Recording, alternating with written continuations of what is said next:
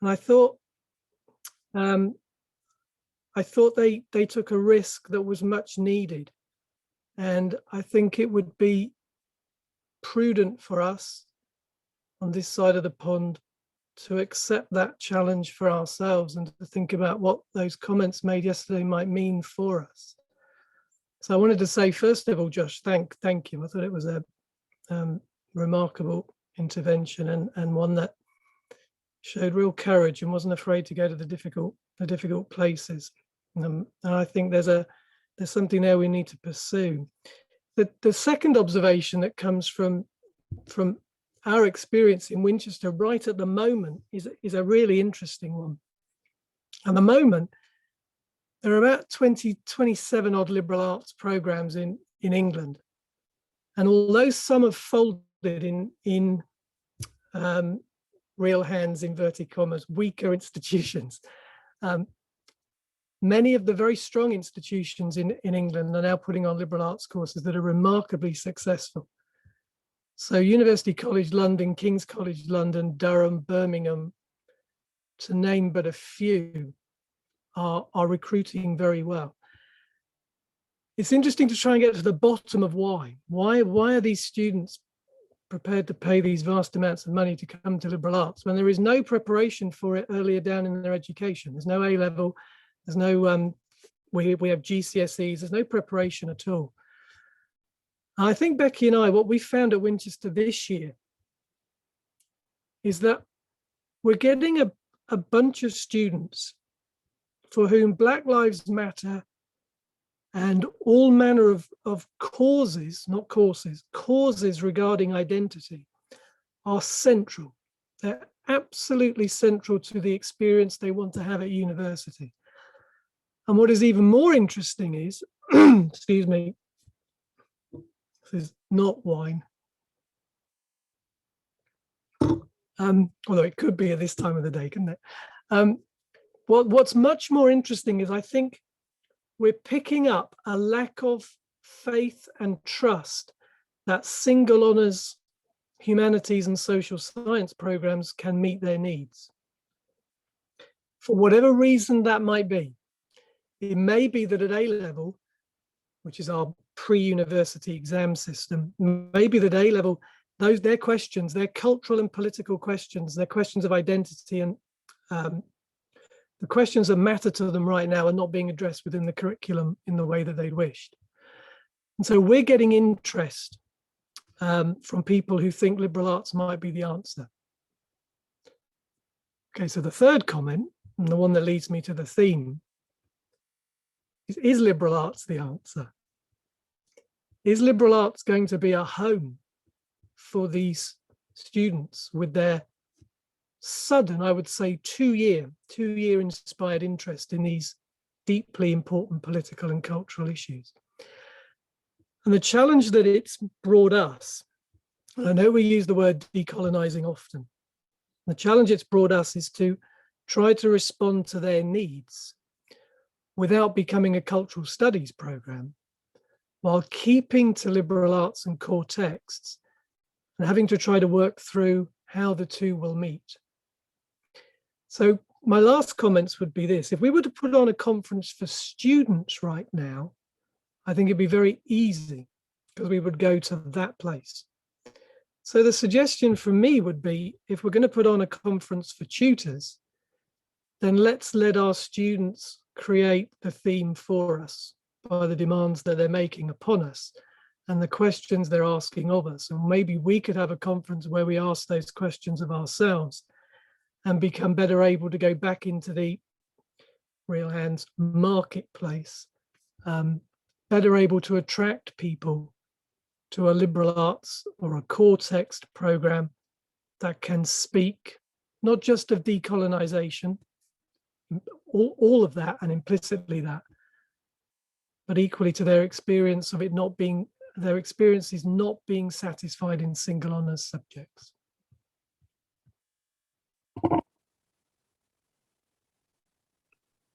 That's it, I'm going. I'm done. I'm going to take the mic off again. Thank you. Yeah. Well, I think you're touching on an important point. I think, for example, Amsterdam University College, the Liberal Arts and Sciences program, also typically attracts students who are looking for something that they cannot find really in regular departments.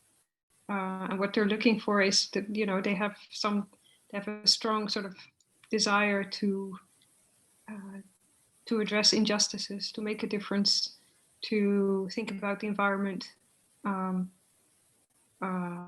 So, yeah.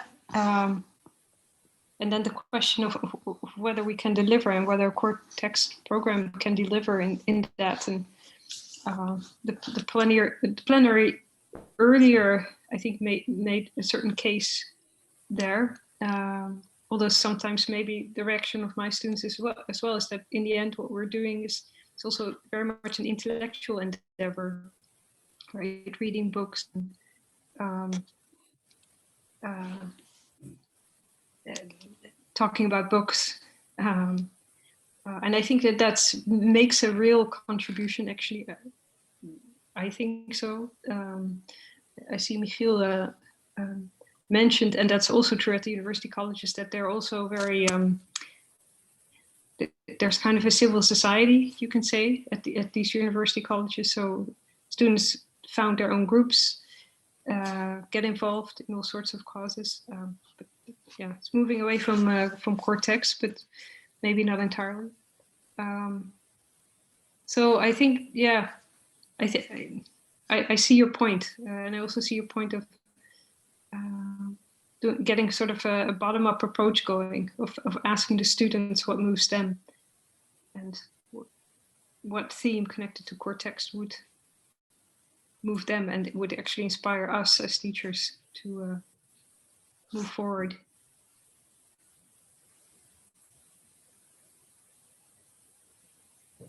No, we're asking what core text would be.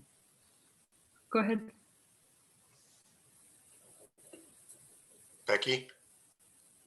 No? Sorry, I didn't hear that.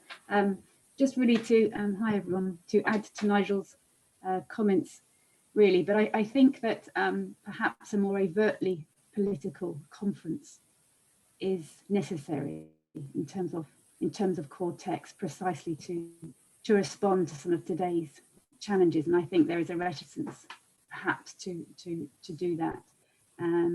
But I think the question of decolonisation for us, for students and for us in Europe, I think connects also to the question of Europe's identity at the moment.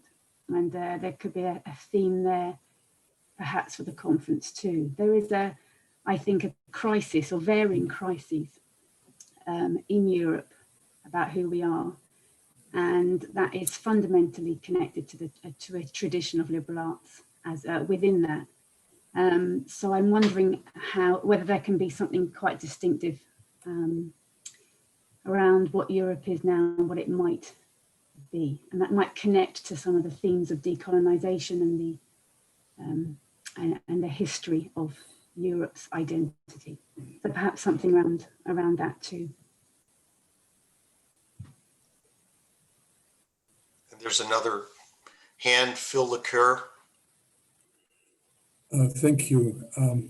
I just wanted to ask Emma and Jose and Nigel and anyone else that's involved in the putting together of your conference over there, if you have considered, by way of addressing this challenge of smallness, if you have considered inviting American graduate students who are there. There are 2 or 3 major organizations. There's the Rhodes Trust in Oxford, which you could get in touch with and would be, I think, very forthcoming to your project, sympathetic to your projects. Also the Marshall Trust, which has many American graduate students over there, and the Fulbright program throughout Europe. And I mention this because these are graduate students, very accomplished graduate students in many cases, who could be sources of contagion, if I could put it that way, to spread the word and spread the interest in your projects to to their fellow students and also the faculty with whom they are working. So those are centralized organizations that you could appeal to without a huge amount of effort. And the other group that I wonder if it's possible to appeal to are workers in the educational departments of the national governments or of the European Union itself. Not necessarily the top people, but people who are in the middle rank somewhere who might take an interest in what you're doing and lend an amplification or a supportive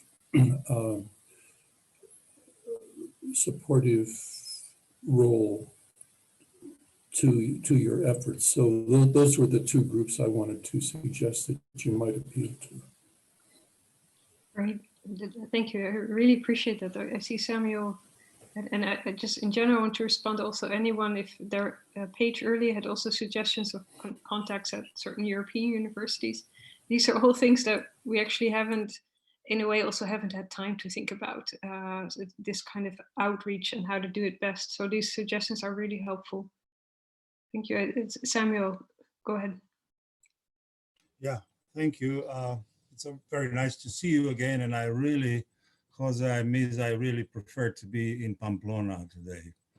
I wish it was not only wonderful, but that it's almost haunting now that we are not able to get to places where we are, and we all have the list growing where we want to go.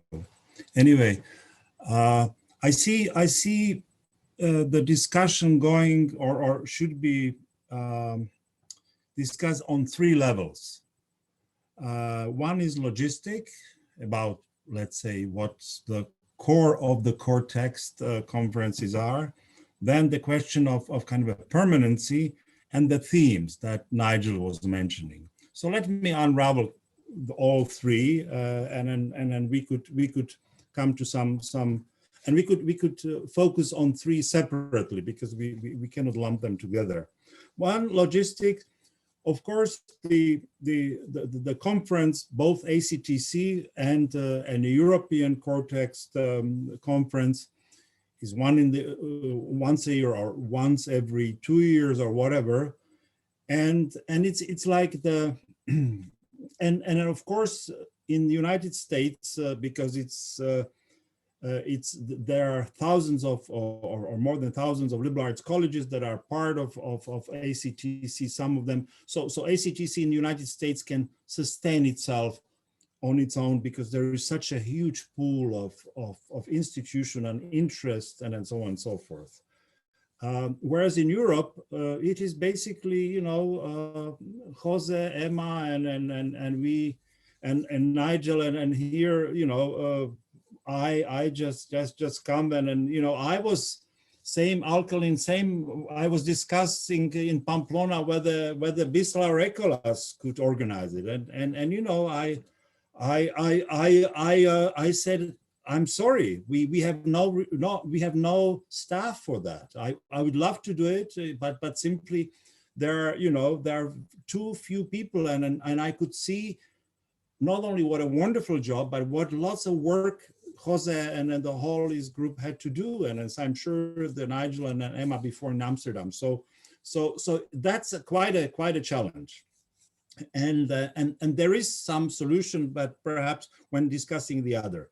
Now there, the ACTC and European is intertwined and to go together in full union, and there is no way that European ACTC could function, work on its own, because it's at core of the whole thing, that those meetings where people meet and discuss various issues, including core text and many other issues. So that's the logistic. Well, how can we organize something that once a year? And it's similar to liberal arts student conferences, and I'm sure those who are from Europe know about those. And I attended several of them because ECOLAS supports those conferences, student conferences. And it's always amazing atmosphere, fantastic debate, and lots of plans and so on. And then on Monday, that's it. You know, as many conferences, it's kind of stops for a year, and then there is a rush for another conference and another year. And my aim for years was how to fill the void between the two student conferences, because there's so much energy. So we are actually doing the one project with students, and we ask them about their worries and hopes for the future. And we got 107 fantastic responses, and then we will continue and we will inform them. It's really amazing what the young people are saying about what they worry about, including all the things that Nigel mentioned, but many others. And then also we are trying to put together the students' journals, because each of the school has a student journals, and let's the editors talk to each other, something in between. And I think ACTC in Europe also should think about that, because we are too small a group, and even from that small group, even 2-3 of us are on the margin, you know. And then when I think of that kind of permanency, I think this connection with those 27 liberal arts institutions in the UK, another maybe 45 liberal arts institutions around Europe, there should be some kind of interconnection, and some of them might be interested, some of them might not be interested, but it's a tremendous pool for conversation, for cooperation, and even opportunity that people who do not even know that ACTC in Europe exists, that they might be interested in well, hosting or working on a workshop, or getting students for summer schools, because lots of them have summer schools. And we should not avoid those American universities in Europe. I'm also connecting with those, and these are very good schools. They are, well, some of them are even accredited in Europe, like American University in Paris, some of them not, like the American University in Greece. But they are very much willing to cooperate. They were not before. 10 years ago, it was very difficult to sit at the same table. We needed the third glass of wine to really have a good conversation, because they saw us as intruders, you know, to their territory. But not anymore. So that's a group of institutions, about 60, 70 in Europe, that should know about core text and should be that filling that void in between the conferences, and there, of course, either ECOLAS or the group of Dutch colleges that are discussing among each other, the deans and the faculty. You have the association. I know the UK has the association of this liberal arts program, and there is, of course, ECOLAS. So these are the things that could provide both the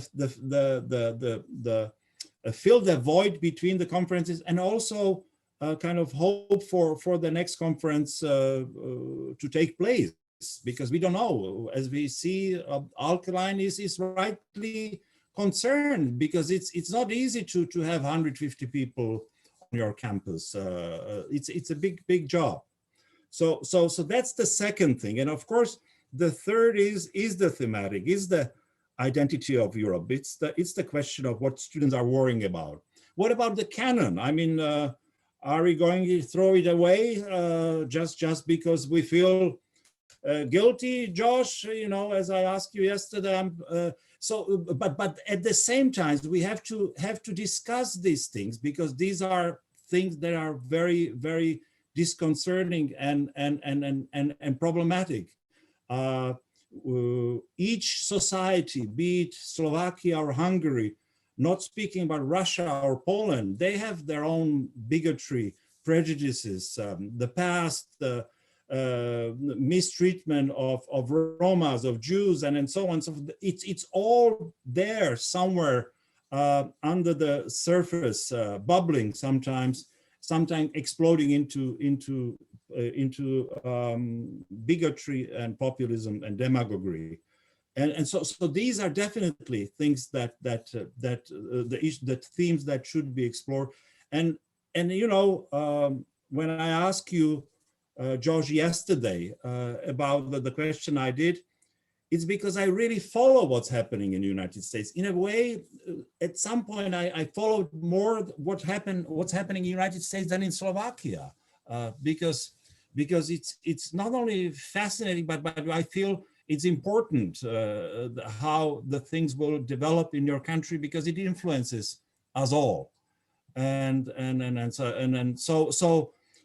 these are the themes that resonate in Europe as well, and we have just called for a proposal for I have seen that is that how can a liberal arts cooperate with non-liberal arts faculty, and we see that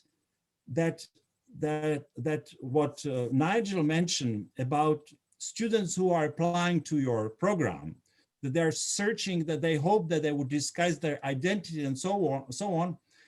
And it's not because the large universities are racist or bigot, but they don't care. They are the huge programs that provide the bachelor degree, but really their focus is on the master and PhD and research, and they don't care, as Europe doesn't care much. The bachelor degree doesn't care much about the undergraduate studies. It's really in crisis. We issued a manifesto, I can send it to you, that deals exactly with this. So it's the crisis of the undergraduate education, that it's not parallel in the United States. It's in Europe. And that's why young people who are concerned about their identity, their whatever, that they want to go to a place where they can discuss, where the teacher is talking to them, not only through screen, but also in face-to-face.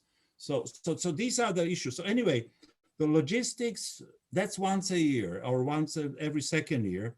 The permanency is, I think, the second one, the permanency. How can we connect and stay in touch besides personal connection, as a on a semi-institutional basis, and have the not only resources but opportunity for actually very small group, 70 institutions that have liberal arts program around Europe.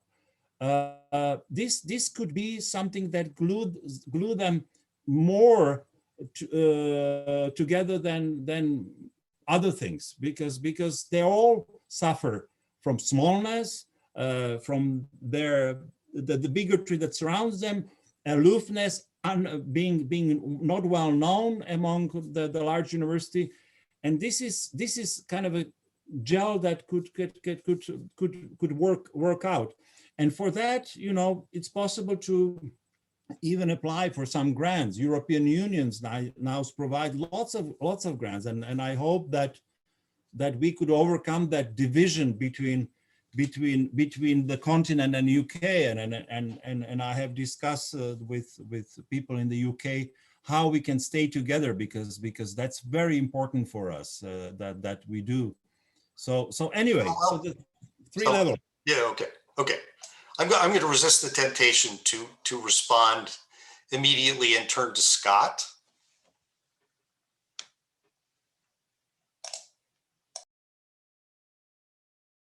You're muted, Scott. Got it. There you go. I'm going to keep my remarks fairly short here.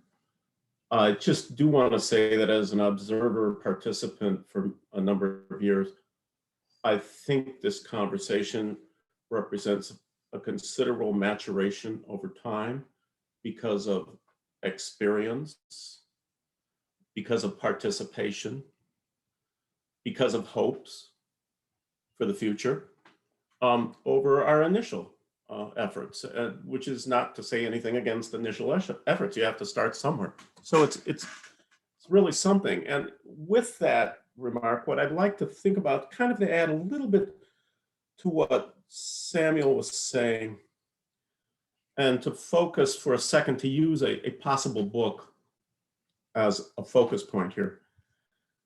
You might want to consider consequences post-conference. And while I think Samuel's certainly right about this sense of permanency, there is another aspect in which with all these Cortex conferences, there's the pleasure of interpretation. There's the pleasure of program elaboration and description. And there's the kind of hope that Cortex and liberal arts education would spread. But I would think that with a book, an important aspect here, it sounds trivial, but I think it's actually quite important, is for organizers and participants, as much as they can, to get the book into hands of deans and of other responsible organizers of programs or supporters of programs. So the book is in hand and is read, and thus, I mean, it kind of picks up on what Phil was saying about, I might add, I got the idea as Phil was talking about, the 3 different sources he was thinking about for graduate students that would permeate. I think it's really important to think about the consequences for institutions and in particular administrators after this conference. That's all I have to say.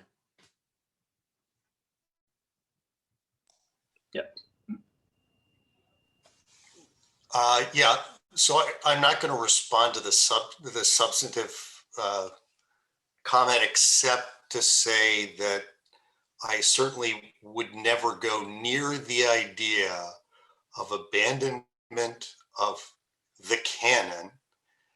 I don't think anything that I said suggested that that was what I was entertaining. All I was trying to do was to actually employ core texts, a core text, to engage in the kind of instrumental work that most people do at colleges and universities to just address the moment. But anyway, I'll leave that aside. It seems to me very important to follow up on Samuel's point about bridging the gap between the UK and Europe. I don't know if I'm speaking out of turn in addressing this. It sounds like things may have changed a little bit between ECOLAS and ELAI. I don't know whether that's true. If it's true, I think it would be useful to talk about. I'm not really clear about who all the different players are, and whether there might not be a way of being a bit more unified about this. I don't think you're going to be able to mount conferences unless you can be more unified about it. ACTC, though we can help, we are not going to be able to make conferences happen. There have got to be champions in Europe to make it happen. So if one or the other of you could address how you see the possibilities for establishing some kind of more unified effort, could you speak to that? And I'd certainly like to respond. I saw Jose, you had your hand up as well. Maybe you want to go first? Actually, I was going to comment on that, issue. So that we need a kind of platform.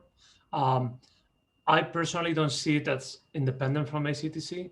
I think, because the project at least I cannot speak for myself, is the ICT projects, what I've learned from. And I think what European institutions can benefit from is what is being already done at ACTC. And ACTC is international. It's mostly American still, but not completely. So, but at the same time, it's far away. That's one thing. And it's true that, I mean, I just sent this link to the map in Europe. So we have all these institutions. There is ECOLAS, but I think, I mean, CoreTech is broader than liberal arts. I mean, my university, for instance, does not have a liberal arts program, but we do have a CoreTech program. It's easier, or it's different. So, and it's, I think it's more institutions can have a CoreTech program than a liberal arts, even though it will be better to have a liberal arts program, but that's another issue. So we need a platform to make this viable, and I'm not sure, I mean, what kind of platform, what kind of formality, but we need to, to bring in, I would say, a committee of people, 10, 12 people. I think we know the names. They are not here. I mean, that's a sign. So they even, it was difficult even for them to join the Zoom meeting. But still, and that's one idea. And the second idea is, I mean, in Europe, in the UK, it's a bit different, I think, from what I know from Nigel and Becky, and in the Netherlands also. But apart from that, even Italy, France, Spain, Portugal, Germany, liberal education, CoreTech is not even very well known. And I think we need to make the case for that. And we can make the case because we have the experience, we live in it, but we need some, and again, a platform to present the project and to show results and to join efforts. So yeah, that's what I wanted to say. Okay, I can agree with that, and I think what's being raised also by Phil, but also especially by Samuel, is that in some countries there actually is a lot of potential interest in joining a CoreText conference, but also the in-between kind of things, like having that network and organizing several activities from there. The thing is, in all honesty, I mean, right now, Eli are a couple of full-time faculty members, right? So we all just have a job and teach and all sorts of responsibilities. And so this is how it evolved in Europe, that we thought at some point, okay, let's organize a conference.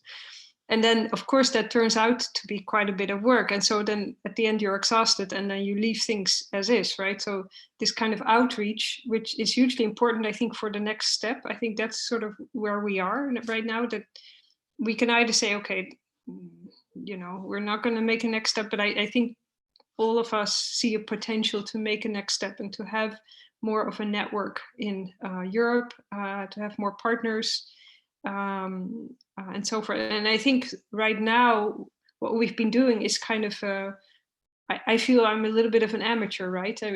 I do this on the side and cooperate and contribute when I can.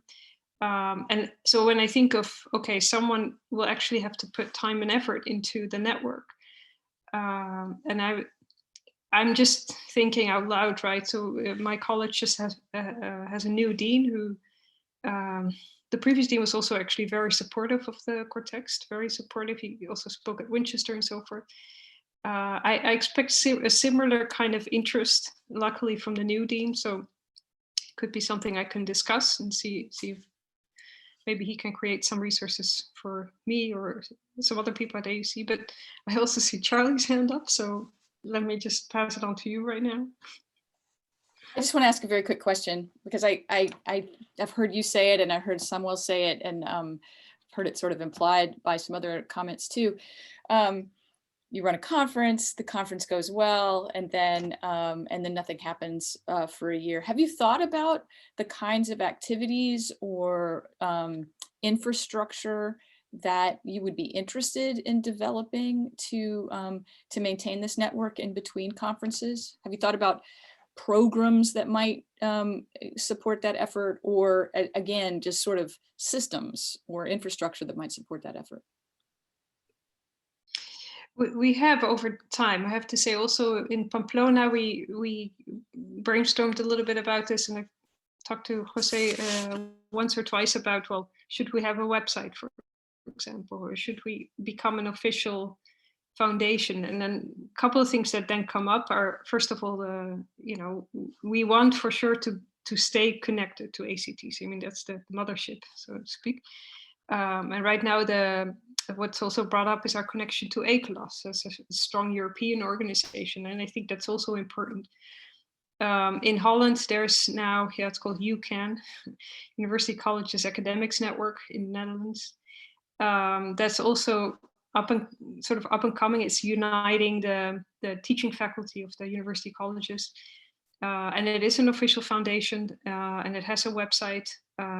It started right before the pandemic, so it's lagging behind a little bit in activities, but it has a strong foundation. And also in terms of maybe applying to some European money, hopefully, or maybe together with ECOLAS.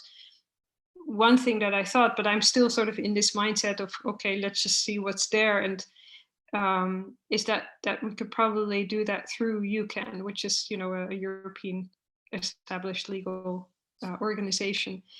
But if we say that we do want to professionalize more, then in part I'm thinking of who's going to do that. So in terms of time and people, because you need some hours in the week to do that kind of outreach, to see who's there. And then, I mean, I'm so far, the people I spoke to said, well, okay, what if we have a special section on the ACTC website, although of course that's American based, but I'm still very much in favor of that. So for me, it's also a bit open about, concerning where we go from here and what we do.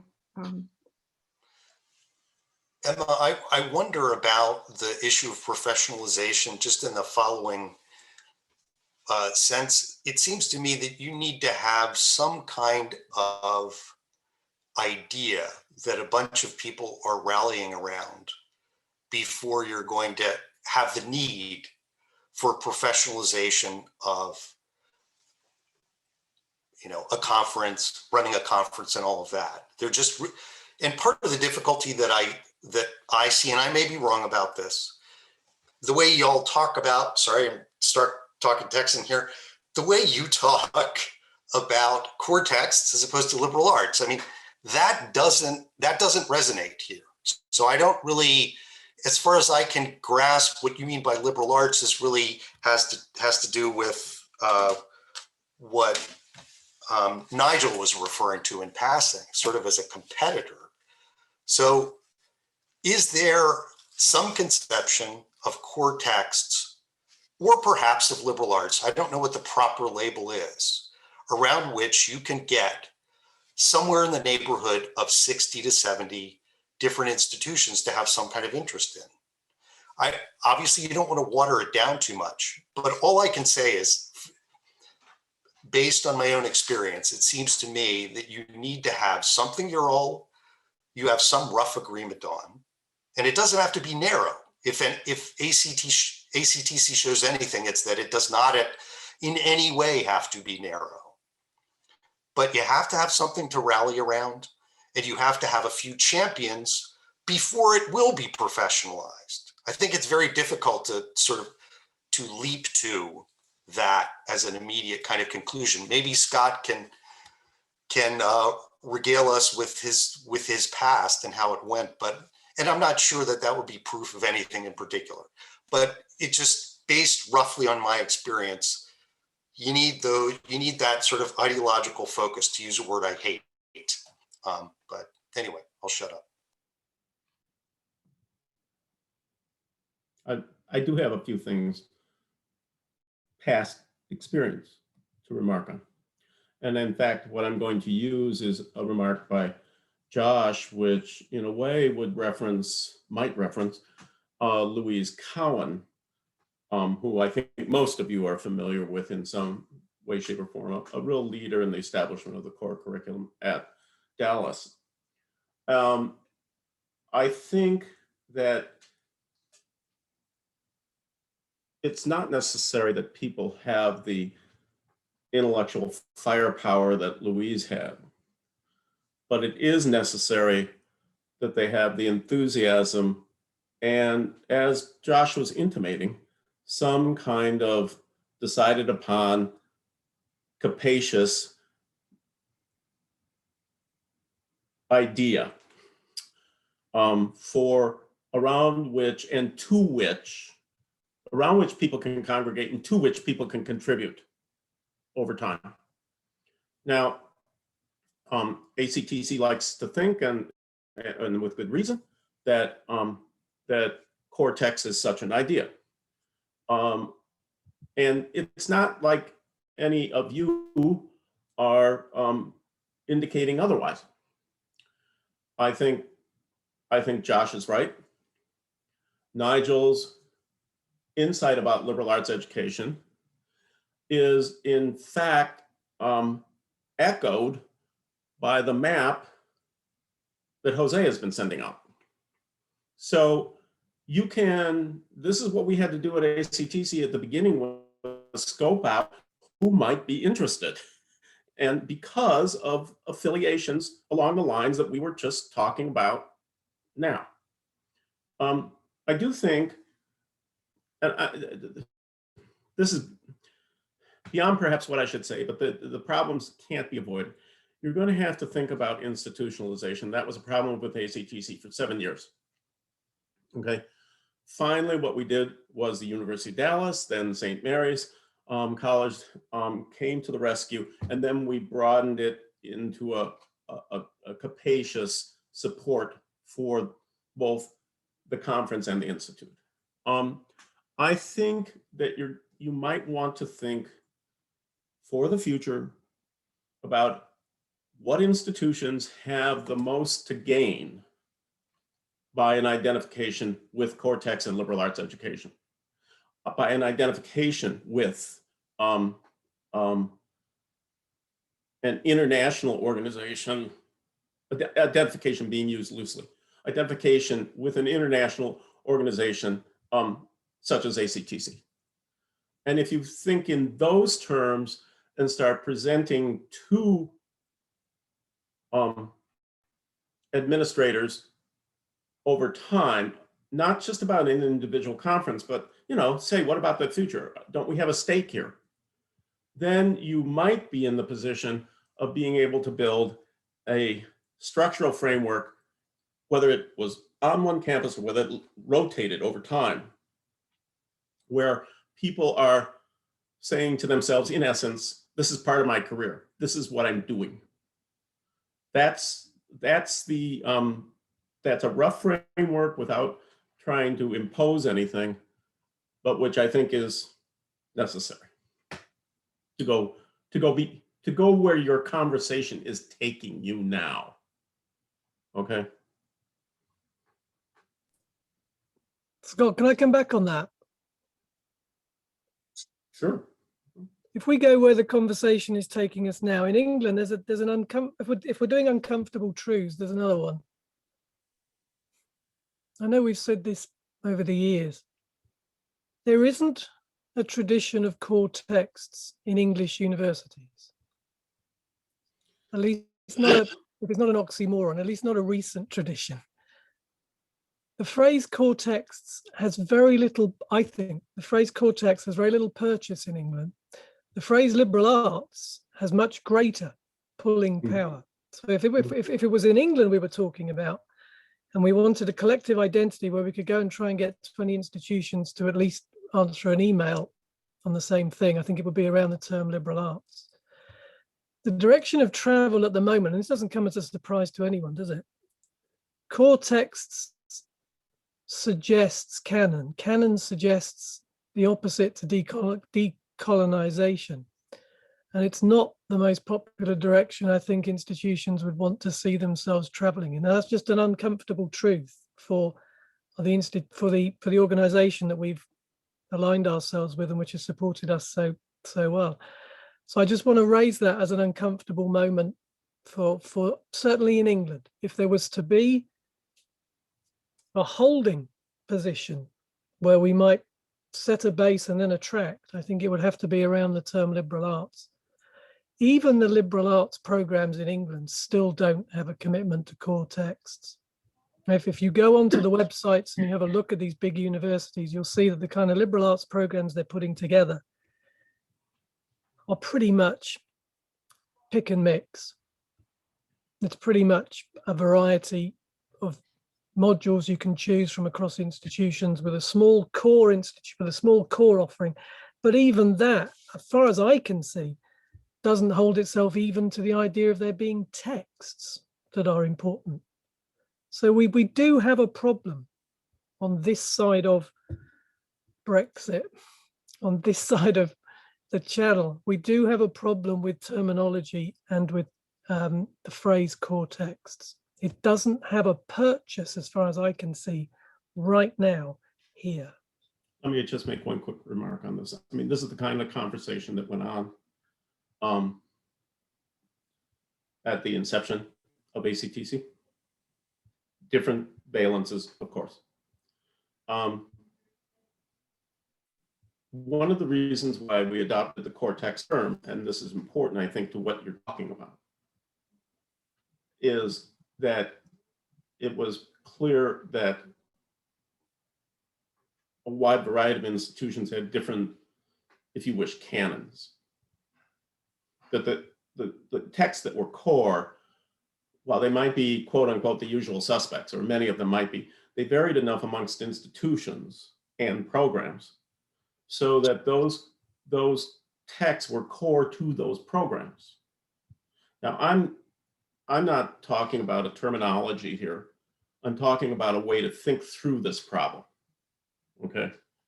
And that seems to me to be the very thing that you're talking about. Here in England, our universities and our smaller colleges are organized such and such, in such and such a way, okay? And that's, and then Jose is talking about how there are about 5 or 6 colleges, maybe as many as 27, that might be organized along kind of liberal arts lines over in Europe, but the vast majority of institutions are organized in disciplines towards licentiates. So these are the kinds of discussions that we had at the start of ACTC that helped to shape. And I will say one other thing. I'm speaking very personally here. I'm not speaking for ACTC or anything. But I just want to suggest that you could still be affiliated with ACTC without having to have the name ACTC or core text, your logo. You can have a direct affiliation, which keeps the question of section or anything you want, or question of branch, or question of part of, all of that in play. But you can do it in terms that will appeal widely across Europe. Yeah, sorry, Scott, I didn't mean to give the impression that we would disenfranchise or anything from ACTC. I think you're right, absolutely right. But it's in terms of selling, I think we've got to think carefully. Sorry. So Nigel, to be clear, so let me actually just make kind of a general comment. There's a possibility that people might misconstrue some of what I've said. I am not trying to suggest that there needs to be any kind of distance between us and Europe. I have only been expressing my view that if what's going on in Europe is going to thrive, you need to have your own champions and not rely on us for champions. Most of the people on here are champions in a certain way. The only problem is you have to be rallying around enough of an idea that you can all agree on, that someone might potentially be able to lead you as a group. Again, I just think for the health of what you're trying to do in Europe, that's pretty important. To the extent we can help, to the extent you want to rely on us, we're absolutely here to help you. So I'm really not trying to discourage that. it's just my own personal view, less as president. It's my experience as dean. If you do not have someone who is a champion of something, it just dies. That's just based on my experience. So. May I? Emma, where is the Emma? Oh, Yeah, yeah. go ahead. And I saw Jose as well. So Samuel, go ahead. Yeah. Okay. Well, I very much am in tune what you are both saying, Scott and Joshua, that there is a need for champions, enthusiasm, and then perhaps kind of a strong institutional structure can emerge. But listening to Nigel, you know, true, it doesn't have the purchase because the canon is something that goes against the grain of the discussions these days. But at the same time, if core text group in Europe has any close allies, these are the liberal arts all over. And I can imagine no more interesting thing than have those people from those various liberal arts institutions to discuss that. What's the position of the canon in their structure or education? Now, of course, and then I have been on the panels of reaccreditation of many liberal arts colleges, and then some of them are true. They are not much of interested in even the liberal arts is sometimes only a label. You know, some Russian institution unfortunately are doing it. They have several names, and then one is liberal arts. You know, it's cool now, and which is horrible. I remember Jerzy Akser, the founder of the liberal arts in Poland, back in the 90s. And when I suggested that, well, Jerzy, let's create some kind of network of liberal arts. You know, there are schools in Netherlands, Germany, here in Poland, Slovakia. And he said, no, don't even think about that. Because as soon as you create a network, it becomes popular and it will be diluted. You know, so that was the kind of a crazy remark, but he was convinced that if this liberal arts would spread, it would be this diluted institution that wouldn't hold to the core study of Latin and ancient Greek. Now, I think, and then thinking forward, what we will do after half an hour after our discussion, that if we have a chance to create the enthusiasm and then champions, we should try to discuss with and approach the liberal arts schools and programs around Europe, and perhaps try to make the next conference, at least partially, and approaching these schools for this particular purpose. What is the role of the canon? What is the role of the canon from your individual societies in your curriculum, and have that as a common theme, that could create that enthusiasm, Josh, you mentioned, or the institutional structure potential that Scott is mentioning. So if there is this logistic and thematic and permanent mixture of three, that could be the theme for that next conference. How could those liberal arts institutions react or reflect on the issue of core text? And you know, they don't meet each other. There are no the conferences as they are in the United States, the wonderful conference institutions. It's all very separated and national. The big two groups, okay, and then rest is just here and there. So this could be actually potentially a very good rallying point to discuss and have a support for the cortex. So maybe that's. How about asking the what is question? What are the liberal arts? How about if you made that your theme? Please And don't. We will end up with jazz or pornography. You know the definition, you know. well, you would be able to limit those to whom you sent your CFPs, couldn't you? Call for papers. But anyway, it's the dumb American speaking. Yeah. So. Well, Becky, I saw you have a point too, and I'd like to make a brief comment as well. Go ahead. I was just wondering whether or not, now that we're all okay with the online and technology, whether or not we can have a series of seminars between now and the next conference, or ongoing seminars. Because I think meetings such as these, we do go over the same issues for the most part, and actually perhaps we can channel these questions into more of a seminar format, perhaps where we are participating, or one person or more than one presents a very short 5-minute paper or longer, but actually that these are we can have some educative sessions ongoing that might, and out of those actually we might get further with the issues that we have. We might actually learn something from bringing from giving sort of papers using core text, or in whatever way we would choose to do that. But let's perhaps have an educational journey outside of the conference and see what that might do for future conferences, and also for what I said earlier on, for sustaining the networks, which is the problem that we have in between conferences, because we're all so busy and other things going on.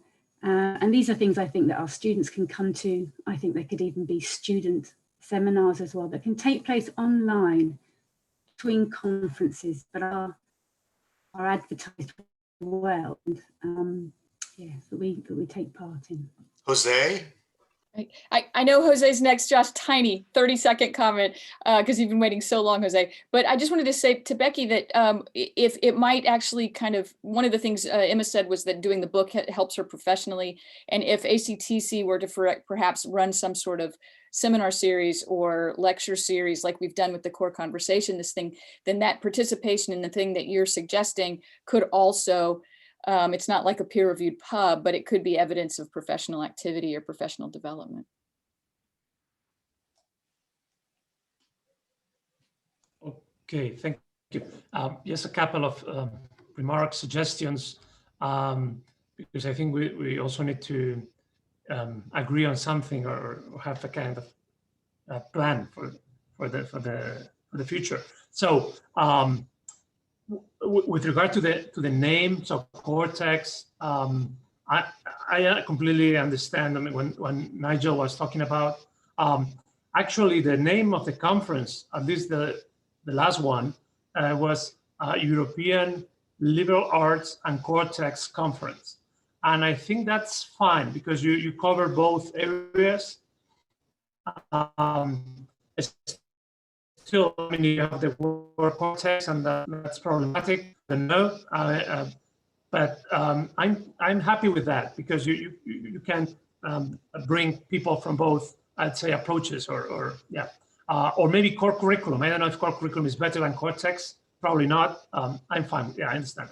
So that's with regard to the name, which is very important. So what were we offering, or what were we fighting for, or proposing, or whatever.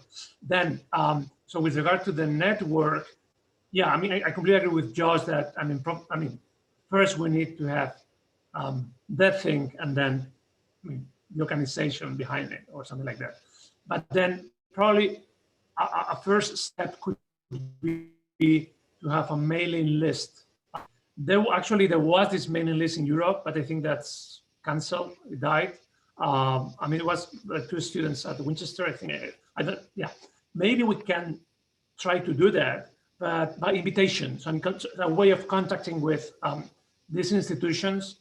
Some of them we know them, some not.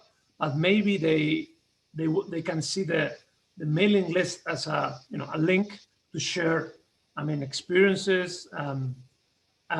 And then finally, so 2 remarks. One, so I completely agree with Becky that having these online activities, that's helpful and easy now. And now we've we can, I mean, among ourselves and for the students, which is in the end the most important thing. And I can think even my students, I mean, we had 2 students at the undergraduate conference and they were so happy. So I can imagine having just a seminar, I mean, by, you know, on a particular text, and that will build community and yeah. And then, so finally, so the next conference, I think, should be used, or we should, should be seen as a starting point. I mean, try to bring to the conference, invite to the conference people that may champion. I mean, we will champion that, but join us and be part of the initiative. Or yeah, these are my ideas and suggestions. Paige? Just quickly to follow up on what we're reading, I think that makes perfect sense. What Jose just said, the core text, liberal arts, cover them both. But I would also emphasize what makes ACTC and the core text reading so special for me is the format as well. The short papers, the close reading, that kind of thing. If you emphasize that process as kind of a special pleasure, that's why we keep coming back to ACTC. It's the that close reading, discussing one text. I don't mean close reading in the sense of new criticism. I mean close reading using any technique you want for analysis. But it's that gives us this special thrill. And somehow or another, we need to, I would think you would want to convey that it's a little bit different than your standard literary conference where people are reading, 10, 12 page papers and there's very little discussion. And sometimes this adversarial thing going on. ACTC is not like that. And I think I'm guessing that the folks in Europe who like the ACTC experience are liking not only what is being read, but how it is being discussed. That's it for me. Scott? Scott? Real briefly, I think what's happening is that the conversation has quickly outlined a process that would be necessary in Europe. The ACTC kicked off with programs describing themselves. 24 different institutions came together and described their programs and decided, yeah, it was a good idea to have ACTC. And the organization followed from that. This conversation has indicated how in the European context, that process could take place through terms adopted, through seminar processes, through a conference partially or wholly devoted to a description of said programs with invitations to others to be interested in. That's all I had to say.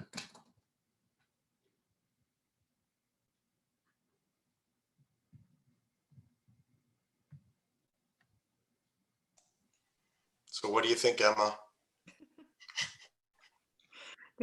Well, it's all very helpful. I think it's good to talk also and see the different ideas and suggestions. I mean, from what with these suggestions, I think certain things can be taken forward. And maybe I can also talk to my own dean and see if he can clear up a little bit of time. I'm not sure, but so that I can, or anyone here, Jose, if you want, it's also fine. But so that we can have a little bit more sort of manpower on the ground.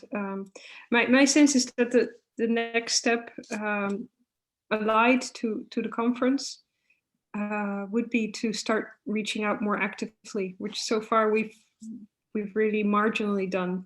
So reach out more actively to the different universities, liberal arts programs, core curricula, Because I think also, for example, in the Netherlands, I think the core text is an unfamiliar term, but once people start to realize what it is, there's an interest, but it's very much buried because people are not used to thinking those terms.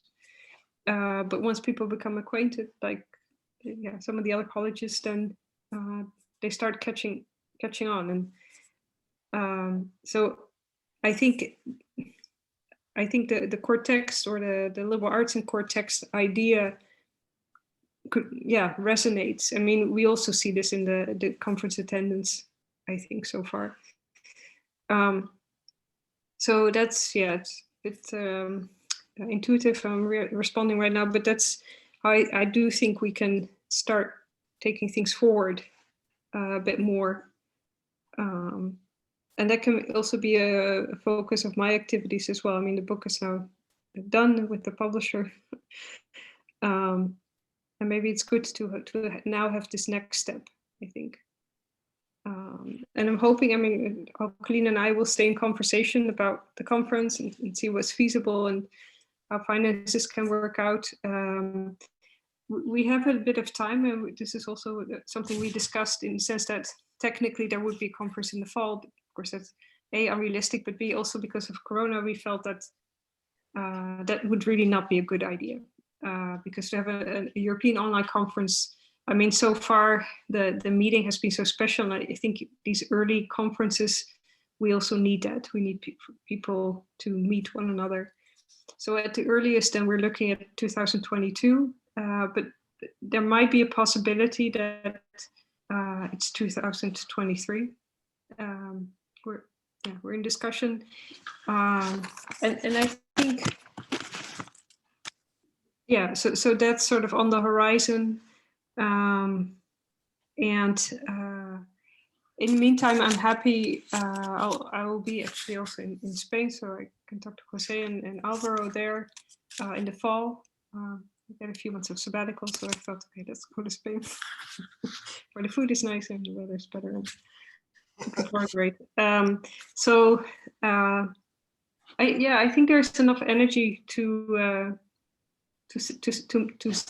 take some new steps in a way. Good. Samuel. Yeah, well, can I suggest something, Emma? You know, I use this Kissinger saying that Europe doesn't have a phone number, European Union doesn't have a phone number. Do you think if you talk to your dean that somehow, well, of course, it could be Pamplona or University College Amsterdam, because you are so essential into this core text in Europe, but perhaps because of the liberal arts connection of your college, and perhaps your dean would agree, it would be good if we try to fill those seminars that Becky suggested. I find them quite interesting to have. It's not very expensive, and truly, Josh, we would even if we discuss what that means, the liberal arts for those various institutions. Actually, all of them might have a rather different take on that, and that could be an interesting seminar one, and then relationship between core text and the liberal arts and the problems that many American liberal arts institutions see that as a problem. So if you could ask your dean to register core text at your college, it would be good to have an address, have a phone number, whether the web page or not, that's a different thing. But that would allow us to have several of those seminars, online seminars, that could generate kind of more energy towards the conference. So we don't meet again at the next beautiful conference, but we have several stages in between. And of course, as someone who represents ECOLAS, we would really support that, because that's such a meaningful thing for liberal arts, because we are searching what connects them. And especially now, as after Brexit, it's so difficult because we cannot use the the money for students, for exchanges and so on. So we are trying to find out. So this could be actually a virtue out of that nuisance that your Prime Minister Cameron brought on. I see what you mean. So if I hear you correctly, it's sort of what UDALIS at some point became for ACTC, maybe not yet on that scale, but to sort of have a home base for the Cortex initiative. So I'll bring that up for sure. And then to also start thinking about the online seminars. Emma, I suggest we take on this discussion together further. We've heard a lot of possible topics for a conference. I wrote them down: Cortex and dealing with adversity and difficulties, European issues, European identity, liberal arts, what is the role of the canon, stuff like that. We could take on this discussion, and in the meantime, try and organize some seminars online and continue this discussion. And then it will probably result in a physical conference. I think that would be great. Yep. Okay. Is that the last word? Things are very packed, so I don't think there would be any harm done in stopping a minute early. So, okay, we good to go? Okay. It's very nice to meet you all. To see you all. Thank Thank you, you. everyone. See you all. Bye. Bye, everyone. Thank you. See you all. Bye. Thank you so much. Bye.